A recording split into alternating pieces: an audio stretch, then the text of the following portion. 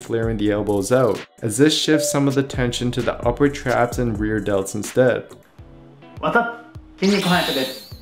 今日は大きな背中を作るためのベントオーバーロウの方法を見ていきましょう。大きな背中、憧れますよね。背中は見えない部分でもあるし、現代人に多い姿勢が猫背の巻き型姿勢でもあります。これだと肩周りの柔軟性が少なくて正しく背中を使えない状態にある人も多いです。そんな人たちのためにもベントオーバーロウの基礎基本をこちらジェレミーさんが解説してくれています。細かい動かし方などを意識する点があるので、そちらを確認していきましょう。どうぞ。The barbell row is one of the most effective exercises at building a wider, thicker back. In fact, researchers from this 2018 EMG analysis of various back exercises have even gone so far to say that if a person had to choose just one back exercise, the barbell row would be the best option, since it activates many of the back muscles to a greater degree than other back exercises do. However, this exercise is also one that many people get wrong, which is not only detrimental to back growth, but also places you at a high risk of injury, especially with the lower back. But luckily, in this video, I'll go through a step-by-step tutorial showing you exactly how to perform the barbell row for maximal back growth. First off, let's take a look at the muscles worked. Although the whole back musculature will be worked, the main muscles targeted will be the lats, the mid and lower traps, and the rear delts. You want to mainly feel these areas of your back working as you pull the weight. But as you'll see in this video, by tweaking your form, you'll be able to emphasize certain back muscles more than others. And do note that the lower back will also be heavily involved, as it's going to contract isometrically throughout the movement, so you'll feel tension there as well. Now with that being said, let's get into how exactly to perform the barbell row. First, let's start with how to optimally set up the barbell row, which as you'll see will vary depending on both your individual anatomy and your goals. To begin, get your feet set up right by placing them slightly wider than hip width but narrower than shoulder width. But experiment with this, as taller individuals often do better with a wider stance. You can also rotate your feet outward slightly if this makes the movement more comfortable for you. When looking down, the bar should lay over your mid-foot to toe area.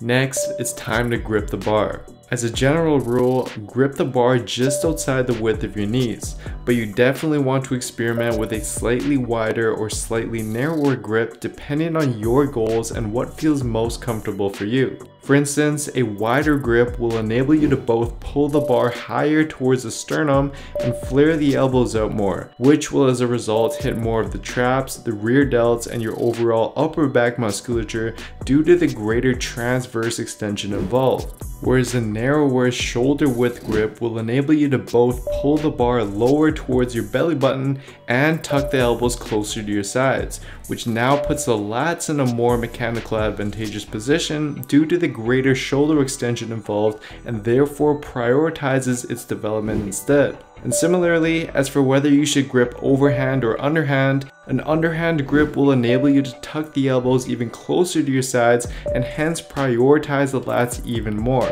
But it does come at the cost of greater biceps involvement. And as shown in the following graph, this was actually analyzed and confirmed in an extensive 2010 EMG analysis by researcher Brett Contreras. Therefore, what I'd recommend is either perform the variation that targets the muscles you'd like to prioritize the most, or simply perform a couple sets of both variations for the most balanced back development. In any case though, you want to avoid going too narrow, as this is going to cause your forearms to come out of proper alignment and lead to increased wrist and elbow stress. And at the same time, you want to also avoid going too wide to the point where your elbows have to excessively flare out. In this video, I'm going to stick to using a wider overhand grip, but just note that the same steps and tips apply for whatever grip variation you choose to use. Next, we want to get into the starting position of the row, and we do so by first deadlifting the weight up into a standing position, making sure to keep the back neutral as you do so. From here, push your hips back out while just very slightly bending the knees while lowering the barbell down. You want to stop at the point where it feels like your hamstring flexibility limits you from going down any further without rounding your back. For most people, this is going to be somewhere around a 15 to 45 degree angle as shown here. But as your flexibility improves and you become more proficient with the movement, you can gradually attempt to get more parallel to the ground for a greater range of motion to more effectively work the back. Some things to avoid when getting into the starting position are to avoid performing the movement too upright, as this is going to emphasize more of the upper traps as opposed to the back due to it now resembling more of a shrug movement pattern. And avoid going past your end range of hamstring flexibility by getting too low to the point where your back rounds as a result, as this is going to place a high amount of stress on your lower back. Instead, stick within your range of flexibility to enable your back to remain neutral.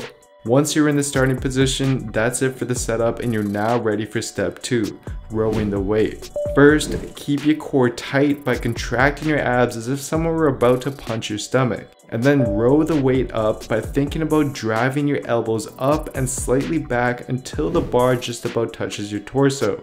And as mentioned earlier, if you're using a narrower or underhand grip to emphasize the lats more, the bar should touch lower on your body around the area of your belly button, and your elbows should be tucked closer to your sides. Whereas if you're using a wider overhand grip to target the upper back more, the bar should instead touch higher on the body around the area of your sternum, and your elbows should be at roughly a 45-degree angle. Regardless of what variation you perform though, as you row up, you want to squeeze your shoulder blades together, and at the top position, your hips, back, and head should all be aligned like so. Some things to avoid as you row are to avoid pulling the bar too high and flaring the elbows out, as this shifts some of the tension to the upper traps and rear delts instead.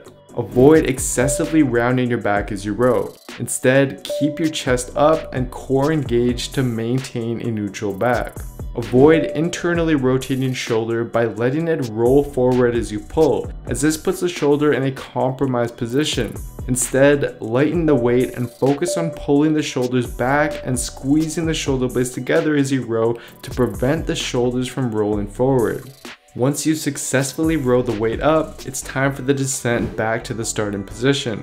Here, you simply want to keep the core engaged and maintain your hip, back, and head alignment while controlling the weight back down until your arms are straight. As you lower the weight, you want to let your scapula naturally protract outwards like so, rather than keeping them squeezed together. And at the bottom position, before beginning your next rep, contract the triceps to help minimize biceps involvement in the following rep, which will help just increase your back involvement. Some things to avoid during the descent are to again, avoid letting your back round and fall out of proper alignment. And avoid simply dropping the weight every rep as opposed to actively controlling the eccentric, as this is a significant contributing factor to muscle growth that you'd otherwise be missing out on. After the descent, you successfully completed one rep of the barbell row and can continue performing the rest of your required reps in a controlled fashion using the tips previously outlined. So now that you've learned how to properly execute the barbell row, here's some additional tips that you should also be aware of. First off, to implement the exercise into your routine, I'd suggest adding 3 to 4 sets of the exercise with a rep range of around 8 to 12 reps using moderately heavy weight. But feel free to use a higher rep range of 10 to 15 reps instead and lighter weight if this enables you to better feel your back muscles working. If you find that the barbell row is too straining on your lower back, a modification you can make is performing it off of a rack instead and letting it rest on the rack after each rep. This simply helps reduce the demands placed on your lower back and can often help you better work your upper back muscles as a result. さあ、いかがでしたでしょうか。うまく効かせるためには体幹、コアの力を働かせることが大事なんですね。